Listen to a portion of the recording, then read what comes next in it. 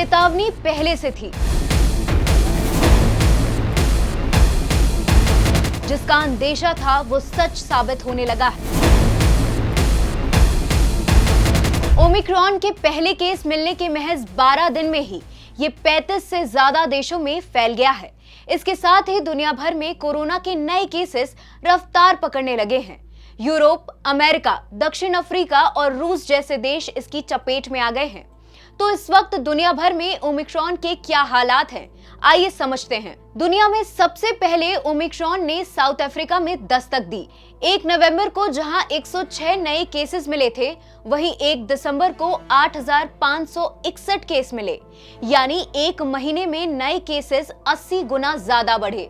दक्षिण अफ्रीका में अब कोरोना टेस्ट के 1/4 रिजल्ट पॉजिटिव आ रहे हैं। ओमिक्रॉन के चलते यहां कोरोना की चौथी लहर भी शुरू हो चुकी है। वहीं अमेरिका में एक हफ्ते के नए केसेस का औसत 2 महीने में सबसे ज्यादा हो गया है। अब यहां हर दिन 1 लाख से ज्यादा नए केसेस सामने आ रहे हैं। अमेरिका में ज्यादातर नए केसेस के पीछे डेल्टा वेरिएंट ही है, लेकिन यहां ओमिक्रॉन की एंट्री भी हो गई है। अमेरिका के 17 राज्यों में ओमिक्रॉन के मामले मिल रहे हैं। इसके साथ ही दिसंबर के शुरुआती 6 दिन में यूरोप में 21 लाख से ज्यादा केसेस सामने आए हैं। जर्मनी, फ्रांस, ब्रिटेन, पोलैंड वो देश हैं जहां सबसे ज्यादा केसेस मिल रहे हैं। अगर बात करें रूस की, तो यहां हालात डरावने हैं। बाकी देशों से अलग रूस में कोरोना के नए केसेस के साथ मौतें भी बढ़ रही हैं। अक्टूबर के शुरुआत में ही कोरोना केसेस ने रफ्तार पकड़ी थी।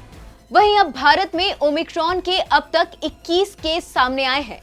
एक्सपर्ट्स के मुताबिक अगर सावधानी नहीं बरती गई तो तीसरी लहर की आशंका है, जो सच्चाई में बदल जाएगी। अब सवाल है कि अचानक नए वेरिएंट और कोरोना के केसेस में बढ़ोतरी क्यों हो रही है। तो अलग अलग देशों में अलग अलग वजह हैं। दक्षिण अफ्रीका में बढ़ते केसेस की वजह ओमिक्रॉन है। अमेरिका और यूरोप के देशों में केसेस बढ़ने की वजह फेस्टिवल सीजन में लोगों की लापरवाही को माना जा रहा है। हाल ही में थैंक्सगिविंग पर लाखों लोगों ने एक जगह से दूसरी जगह ट्रैवल किया। क्रिसमस पर भी लोगों का बर्ताव इसी तरह रहा तो केसेस बढ़ सकते हैं।